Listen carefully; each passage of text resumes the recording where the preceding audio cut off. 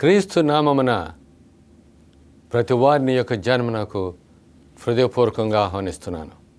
తల వంచుకున్నట్లయితే ప్రార్థించుకుందాం. పరలోకమందున మా తండ్రి, ఈ యొక్క జన్మలో మీరు ఉండి సిలువ యొద్దకు మమ్మల్ని నడిపించమని, వాక్యం వినుచున్న ప్రతి బిడ్డను మీరు దీవించమని క్రీస్తు వారి పేట వేడుకొంచున్నాము తండ్రి. ఆమేన్. ప్రియ విశ్వాసులారా, ఈ దినమందు మరి ప్రత్యేకమైనటువంటి ఈ ధ్యానానికి దేవుడు మనందరినీ నడిపిస్తూ ఉన్నాడు. సిలువ చెంతకు ఆయన మనల్ని చేరుస్తున్నాడు. ప్రతి దినము కూడాను ఆయన సిలువ గురించి మనం ధ్యానించుకుంటూ ఉన్నాం. ఒక అడుగు ప్రతి అడుగు మనం ముందుకు వేస్తూ సిలువ దగ్గరికి మనము చేరుతూ ఉన్నాం.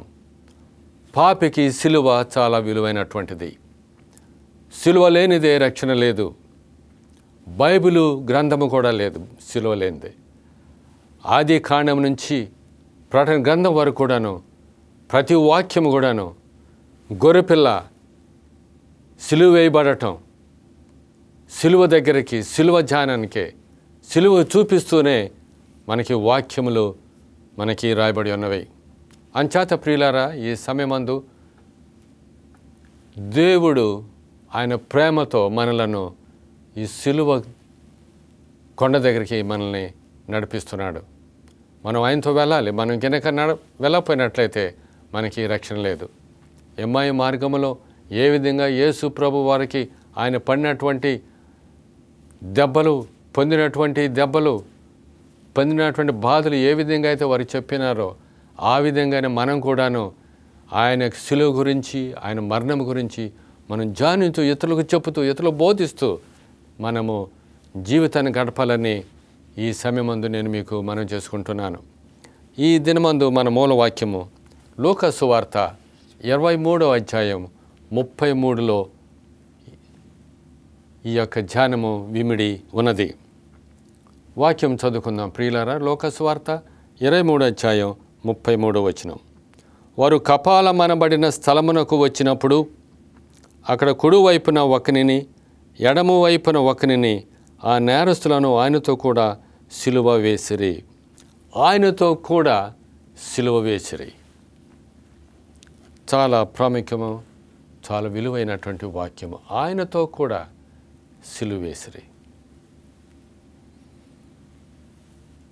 చాలా గాలి గట్టిగా పీల్చుకోవాల్సినటువంటి పరిస్థితులు ఏర్పడుతున్నాయి. ఈ సిలువ గురించి మనం ధ్యానిస్తున్నప్పుడు, ఆలోచిస్తున్నప్పుడు ఎంతో బాధ కలిగించినటువంటి వాక్యంలో ఆయనను సిలువ వేసిరి అన్నటువంటి వాక్యాన్ని మనం చదువుకొని ఉన్నాం. లూకా సువార్తికుడు ఆయన క్లుప్తంగా ఈ చిన్న కొన్ని మాటలే రాసి ఆయన అక్కడ ఆప్ చేసి ఉన్నాడు. దే క్రూసిఫైడ్ హిమ్ అని ఇంగ్లీష్లో ఉంది. ఆయనను అక్కడ సిలువ వేసిరని లూకా సువార్తికుడు రాస్తూ ఉన్నాడు. సరే, ఈ సమయమందు మన యొక్క తలంపులను ఈ కపాలమనబడినటువంటి స్థలానికి మనం వెళ్దాం. అక్కడికి వెళ్ళి చూసినట్లయితే ఆ కొండ, ఆ కల్వరి కొండ కపాలమనబడిన స్థలము కపాలంగానే కనపడుతూ ఉంటుంది. పురిలాగా కనపడుతూ ఉంటుంది. కళ్ళు, ముక్కు, నోరు అదంతా కూడాను పురిలాగానే కనపడుతుంది. ఆ స్థలానికి ఈ సమయమందు మనం వెళ్ళవలసిందిగా నేను కోరుకుంటున్నాను. ఈ యొక్క స్థలము యెరూషలేం పట్టణముకు బయట భాగంలో ఉంది. యెరూషలేం పట్టణంలో లేదండి. యెరూషలేం పట్టణంకు బయట అన్నటువంటిది చాలా విలువలేనటువంటిది, అపవిత్రంతో కూడినటువంటిది. ఏ జరిగినప్పుడు కోటలోనే జరగాలి, యెరూషలేం పట్టణంలోనే జరగాలి. కానీ వెలుపలనేసరికి అది చాలా తేడాగా, వేరుగా కనపడుతూ ఉంటుంది. అయితే ఈ యొక్క కొండ యెరూషలేం పట్టణం వెలుపల భాగంలో ఉన్నది. యేసు ప్రభువుని ఈ వెలుపల భాగంలోకి తీసుకుని వచ్చి వారు ఆయన అక్కడ సిలువ వేసి ఉన్నారు. అక్కడ యేసును సిలువ వేసిరి. ఆ స్థలానికి మనం చూసినట్లయితే ఆయన మేకులతో కొట్టినట్టు శబ్దం మనకి వినపడుతూ ఉంటుంది. కఠిన హృదయం గలవారు చేసినట్టు క్రియ అంతా కూడాను మనం అక్కడ చూడవచ్చు. ఈ చరిత్ర అంతట్లో ఆది నుండి ఇప్పటి వరకు కూడాను ఎంత క్రూరమైనటువంటి క్రియ ఎవరును ఎక్కడ కూడాను ఎవరికి చేయబడలేదు. ఇటువంటి క్రూరత్వాన్ని మన ప్రభువు మన కోసము ఆయన పొంది ఉన్నాడని ఈ సమయమందు మనము నేర్చుకుంటున్నాం. ఒక భాష కానీ ఒక మాట కానీ తర్వాత ఎటువంటి విధమైనటువంటి విధాలుగా కూడాను ఈ యొక్క క్రియను మనం చెప్పుటకు మనకి కుదరడం లేదు. భాష అంటూ రావటం లేదు, మాట అంటూ రావటం లేదు. అటువంటి క్రూరత్వము కలిగినటువంటి దుర్మార్గపు పని ఆ సమయంలో జరిగి ఉన్నది. లోకా సువార్తికుడు ఆయన రాసినటువంటి యొక్క లోక సువార్తలో మొదటిసారిగా ఇక్కడ కల్వరి గురించి ఆయన రాస్తూ ఉన్నాడు. అనేక మంది సిలువ వేయటం చూసినాడు, కానీ ఈ విధముగా యేసు ప్రభుని సిలువ వేయటం ఆయన చూడలేదు. అందుచేత ఇదంతా కూడా క్లుప్తంగా ఆయన ఒక్క మాటలో ఆయన రాసినాడు, అక్కడ ఆయనను సిలువ వేసిరి అన్నటువంటి వాక్యము ఇక్కడ మనకి రాయబడి ఉన్నది. లోకా సువార్తికుడు మన కోసం రాసి ఉన్నాడు. మిగతా డీటెయిల్స్ అన్నీ కూడాను చరిత్రకారులకు, హిస్టోరియన్స్కి ఆయన వదిలిపెట్టున్నాడు. అందుకని ఇక్కడ మటుకు ఆయన చూసినదంతా కూడాను క్లుప్తంగా కొన్ని మాటలోనే, కొన్ని పదాల్లోనే ఆయన ఏమని చెప్పినాడంటే అక్కడ వారు ఆయన్ని సిలువ వేసినటువంటి పదాలని వాడినట్టుగా మనము చూస్తూ ఉన్నాము. కల్వరి అనేటువంటి మాట, ఈ యొక్క పదము వేరే భాష నుంచి ఇక్కడ మనకి వచ్చినది. హిబ్రూ భాష నుంచి మనకి ఈ యొక్క మాట మనకి ఇవ్వబడి ఉన్నది. అనేకమైనటువంటి పదాలుగా ఈ యొక్క మాట వాడబడుతూ ఉన్నది. గొల్గోతా అనేటువంటి మాట ఇక్కడ మనము వాడుతూ ఉన్నాము. గొల్గోతా అనేటువంటి పదం ఏ విధంగా వచ్చిందంటే, దీనికి ఒక చరిత్ర ఉంది, బైబిల్లో లేదు, కానీ ఆ చరిత్ర ఏమని చెప్తుందంటే, దావీదు చిన్న బాలుడిగా ఉన్నప్పుడు గొలియాతుని చంపి అతని యొక్క శిరస్సును తీసుకొని వెళ్ళి ఈ గొల్గోతా అనేటువంటి స్థలానికి తీసుకొని వచ్చి అక్కడ పాతి పెట్టాడని చరిత్రకారులు చెప్తూ ఉన్నారు. ఏది ఎలాగ ఉన్నప్పటికీ ఈ స్థలములో యేసు ప్రభువుని సిలువ వేసి ఉన్నారు. మరి ఒక సందర్భం ఏమిటంటే, అబ్రహాము, ఇస్సాకులు వారి యొక్క జరిగినటువంటి విషయం మనకందరికీ తెలుసును. అబ్రహాము ఇస్సాకుని బలి అర్పించడానికి తీసుకొని వెళ్తున్నటువంటి స్థలం ఇది. ఆయన గుండెలో మంటలు రేపినటువంటిది, కలవరం రేపినటువంటి స్థలం ఇది. ఈ యొక్క స్థలము దగ్గర యేసు ప్రభువుని సిలువ వేసినట్టుగా మనం చూస్తున్నాం. యేసు ప్రభు బాలుడిగా ఉన్నప్పుడు 12 సంవత్సరాల ప్రాయంలో ఆయన యెరూషలేం పట్టణానికి వెళ్ళాడు. దేవాలయంలో ఉన్నాడు. దేవాలయంలో ఉండి బహుశా అక్కడ ఆయన అవన్నీ కూడాను గుర్తు తెచ్చుకొని ఉండవచ్చునేమో అని చెప్పబడుతూ ఉన్నది. ఆయన ఎక్కడైతే సిలువ వేస్తారో బహుశా అది చూడటానికి అక్కడికి వెళ్ళినట్టుగా మనం ఆలోచించుకోవచ్చు. అక్కడ వెళ్ళి చూసి ఉండవచ్చు అని కూడా మనం చెప్పుకోవచ్చు. ప్రియమైనటువంటి ప్రియులారా, నీ కోసము నా కోసము యొక్క స్థలము దగ్గర ఒక క్రూరమైనటువంటి పని జరిగింది. అదేమిటంటే మన ప్రభువుని అక్కడ సిలువ వేసి ఉన్నారు. మరొక సంఘటన ఏమిటంటే, మొరయ కొండ అన్నటువంటి ప్రాంతము, అది కూడాను ఈ యొక్క ప్రాంతంలోనే ఉంది, ఇక్కడే ఉండి ఉన్నది. మొరయ కొండ, అబ్రహాం ఇస్సాకు కొండ, ఇస్సాకుని బలి అర్పించినటువంటి స్థలము, అక్కడే తండ్రికి హృదయ వేదన తీసుకొచ్చిన స్థలము. అలాగే ఈ యొక్క కొండ దగ్గర కూడాను యెహోవా దేవునికి తండ్రికి ఒక తేడాను తీసుకొచ్చి ఒక సముద్రం లాంటి దూరాన్ని ఏర్పరిచినటువంటి ఈ యొక్క స్థలముగా ఉండి ఉందని మనం చెప్పుకొని పడుతున్నాం. అక్కడ మన ప్రభువు మన కోసం కొట్టబడ్డాడు, చీల్చబడ్డాడు, హేళన చేయబడ్డాడు, దూషించబడ్డాడు. ఎందుకంటే అక్కడ మనుషులు చేసినటువంటి క్రియ ఏమిటంటే ఆయన్ని సిలువ వేశారు. లోకా సువార్త 23:33 ఆయనను వారు సిలువ వేశారు. సిలువను వేసినటువంటి సమయంలో యేసు ప్రభుని సిలువను మోయించారు ఆయనతోనే. ఆ సిలువను ఆయనతో మోయించారు. ఆయన మోచినటువంటి సమయంలో సీమోను యేసు ప్రభుకి వెళ్ళి సహాయం చేసి ఉన్నాడు. ఆ సిలువ ఆయన బదులు మోసి ఉన్నాడు. ఈ సమయం అందు మనకు వచ్చినటువంటి తలంపు ఏమిటంటే, యేసుతో ఉన్నటువంటి సీమోను పేతురు ఎక్కడున్నాడు ఈ సమయంలో? సీమోను పేతురు అన్నాడు, ప్రభువా నువ్వు ఎక్కడికి వెళ్తే నేను అక్కడికి వస్తానన్నాడు. నిన్ను చంపితే మేము ఊరుకుంటామని అన్నారు. నేను ఏదైనా నీకు చేస్తాను అన్నాడు, మన భాషలో చెప్పుకోవాల్సి వస్తే. అటువంటి సీమోను ఇప్పుడు ఎక్కడున్నాడు? ఆ సీమోను ఎక్కడున్నాడో మనకు తెలియదు. కానీ మరి ఒక సీమోను దేవుడు ఏర్పాటు చేసి ఈ సీమోను ద్వారా యేసు ప్రభు సిలువ కాడిని మోయించుటకు వాడుకున్నట్టుగా మనము చూస్తున్నాము. చివరగా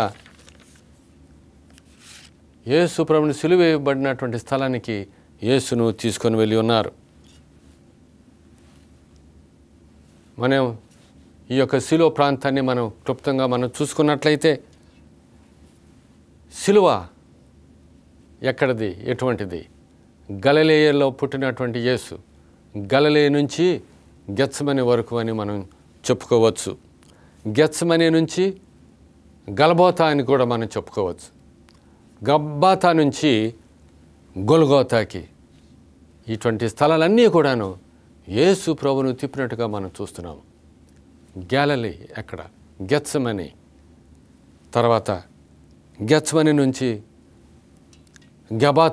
గబాతా నుంచి గొల్గోతా, ఈ స్థలాలన్నిటిలోనూ యేసు ప్రభువును తిప్పినట్టుగా మనకి ఇక్కడ చెప్తున్నది. యేసు ప్రభు ఈ లోకంలో ఉన్నప్పుడు ఆయన ఏమన్నాడంటే, నేను దేవుని యొక్క చిత్తాన్ని చేయటానికే ఇక్కడ ఉన్నాను అని మాట పలికాడు. కానీ మనుషులు ఏం చేస్తున్నారండి? ఆయన చిత్తాన్ని చేసిన రావటానికి వచ్చినట్టు వ్యక్తిని వారు ఆయన్ని సిలువేశారు. ఎవరు ఆయన్ని సిలువేసింది? ప్రజలు ఎవరో చూద్దాం, కొద్ది నిమిషాలు మనం ధ్యానించుకుందాం.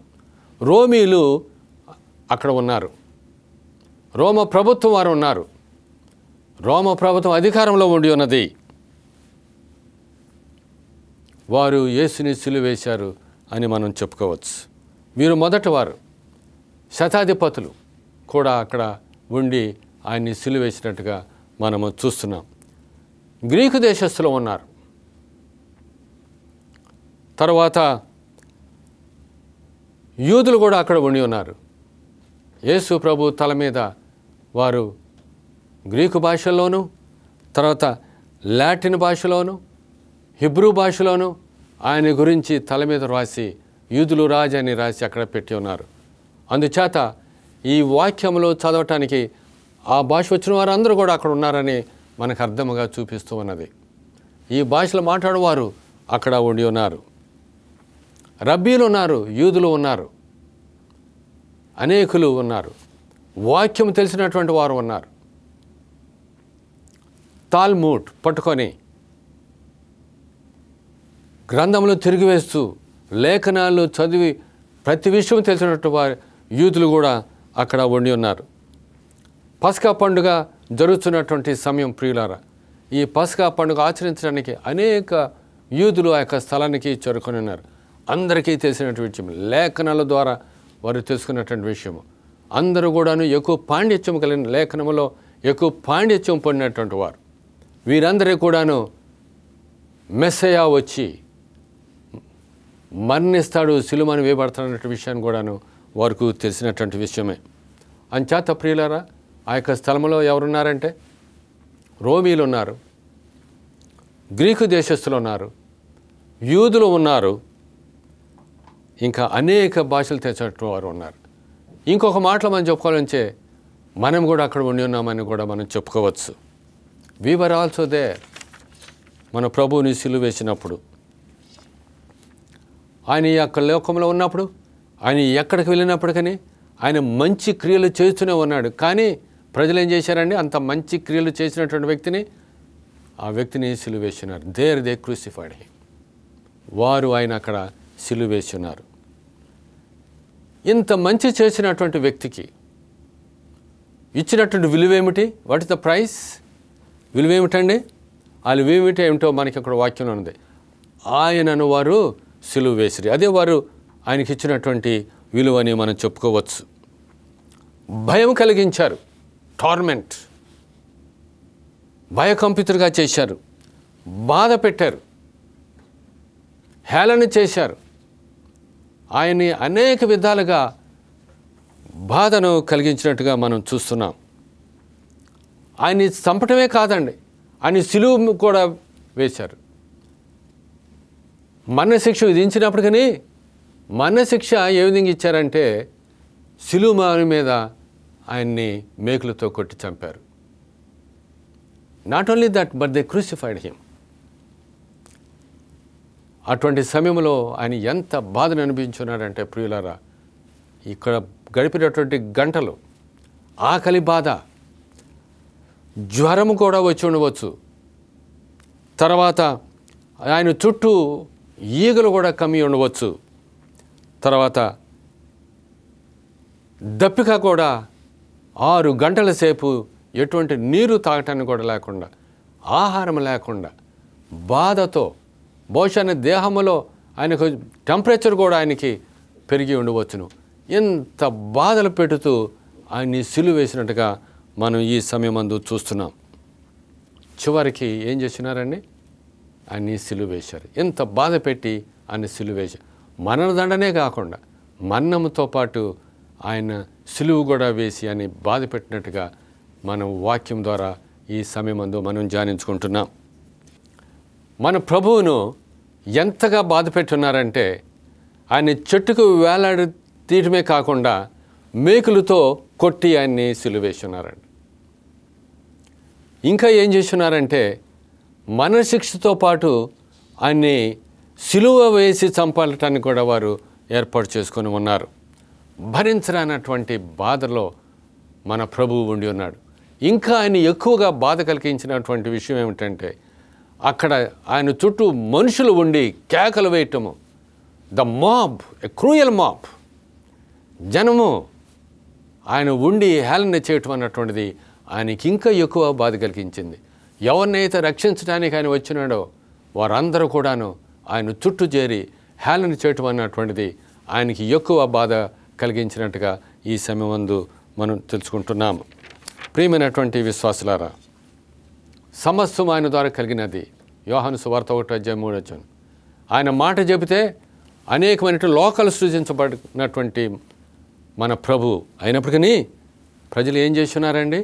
ఆయన్ని సిలువ వేస్తున్నారు. లేఖనాల్లో ఆయన రాక గురించి ఎక్కువగా చెప్పబడింది. మోషే నుంచి మలాఖీ వరకు, తర్వాత దావీదు నుంచి దానియేలు వరకు, తర్వాత యోబు నుంచి ఇర్మియా వరకు, ఎజ్రా నుంచి ఎజెకియేలు వరకు కూడాను ఆయన గురించి లేఖనాలు రకరకాలుగా విధాలుగా ఆయన రాక గురించి, ఆయన సిలువ గురించి చెప్పబడింది. అయినప్పటికీ మనుషులు ఏం చేశారండి? ఆయన వచ్చాడు, వచ్చిన తర్వాత ఏం చేస్తున్నారు? మనుషుల ఇష్ట ప్రకారం ఆయన సిలువ వేస్తున్నారు. As for men they crucified him. మానవుడు చేయాల్సిన పని ఏమిటండి? ఆయన సిలువ వేయటమే అనే పనిగా ఎంచుకొని ఆయన్ని సిలువ వేసినట్టుగా మనం చూస్తున్నాం. పరలోకంలో ఉన్నప్పుడు దేవదూతలు ఆయన ఆరాధించున్నారు. ఈ లోకములో ఆయన జన్మించటానికి వచ్చినప్పుడు పరలోకం నుండి దేవదూతలు వచ్చి ఆయన్ని ఆరాధించినట్టుగా మనం చూస్తున్నాం. ఆయన పశువుల పాకలో పెట్టినప్పుడు అనేకమైనటువంటి దేవదూతలు వచ్చి ఆయన ఆరాధించినట్టుగా మొట్టమొదట మన ప్రభుని ఆరాధించిన దేవదూతలను కూడా మనం చెప్పుకోవచ్చు. కానీ ఈ సమయమందు ఈ జనం, ఈ గుంపు ఏం చేస్తున్నదండి? They crucified him. ఆయన్ని సిలువ వేస్తున్నారు. అవును, ఆయన సెలవు ఇచ్చినట్లయితే అనేకమైనటువంటి వేలాది కోట్లు కొలది దేవదూతలు వచ్చి ఆయన రక్షించడానికి వారు వచ్చేవారు. అయినప్పటికీ యేసు ప్రభు ఆ విధంగా చేసి ఉండలేదు. మానవుడు మాత్రము ఆయన్ని సిలువ వేయటానికే పూనుకొని ఉన్నాడు. ఆయన్ని సిలువ వేసి ఉన్నారు.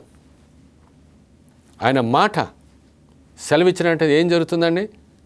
గాలి తుఫాను ఆగిపోయింది. ఆయన మాట సెలవిస్తే కుష్ఠరోగం ఆగిపోయింది.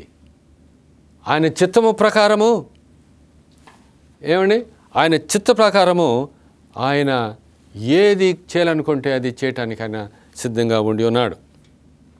ఆయన చిత్తమైనట్లయితే 5 రొట్టెలు 2 చేపలు ఆ యొక్క అద్భుత క్రియని ఆయన చేసి ఉన్నాడు. నీటిని ద్రాక్షరసంగా మార్చున్నాడు. మాట మాత్రమే. ఆయన మాట కనుక సెలవిచ్చినట్లయితే అనేక కోట్లాది కొలది దేవదూతలు వచ్చి ఆయన రక్షించడానికి సిద్ధంగా ఉన్నారు. ఎక్కడ చూసినప్పటికీ యేసు ప్రభువుని బాధ పెట్టి హింస పెట్టి ఆయన సిలువేయటానికే మానవుడు ఆ కాలంలో పూనుకొని ఉన్నాడే కానీ వేరే మార్గము వేరే పని ఆయన కలిగి ఉండలేదని ఈ సమయమందు వాక్యం ద్వారా మనం తెలుసుకుంటున్నాం. బాధ కలిగించినటువంటి వాక్యం ఏమిటంటే అక్కడ వారు ఆయనను సిలువేసిరి. చాలా విచారకరమైనటువంటి పదం. ప్రియమైనటువంటి విశ్వాసులారా, మన జీవితంలో మనం సరి చేసుకుందాం. మన క్రియల ద్వారా మన చేష్టల ద్వారా మనం ఏం చేస్తున్నాం? మనం ఆయన సిలువ వేస్తున్నామా, ఆయన మహింపరుస్తున్నామా అన్నటువంటి తలంపు ఈ సమయమందు నేను మీకు తీసుకుని వస్తున్నాను. ప్రియులారా, ఇది మొదలుకొని వాక్యం వినిన తర్వాత మనం ఆయన మహింపరచడానికి ప్రయత్నం చేద్దాం. ఆయన సిలువ వేయటానికి మనం ప్రయత్నం చేయకూడదు. ఆయన గాయాలకు మనము నొప్పి కలిగించకూడదు. మనం పరలోకి వెళ్ళాకటండి మనం ఆయన గాయాలు మనం చూస్తాం అటండి. అవి మన కోసమే అక్కడ ఆ విధంగానే ఉంచబడుతుంది. ప్రియమైన విశ్వాసులారా, నీ యొక్క జీవితము నా యొక్క జీవితము ఏమై ఉన్నది? మనం దేనికి అంకితం చేసుకుంటున్నాం? ఈ లోకంలో జీవించినంతకాలం మన ప్రభువు మనకి ఇంత ప్రేమ సిలువ మన మీద చూపించినటువంటి ప్రభువుకి నీవు నేను ఏమి చేయగలము? ఆయన గాయములో రేపుదామా లేక ఆయన్ని మనం మహిమపరుస్తామా? ఈ యొక్క తీర్మానంతో మన యొక్క ధ్యానాన్ని మనం ముగించుకుందాము.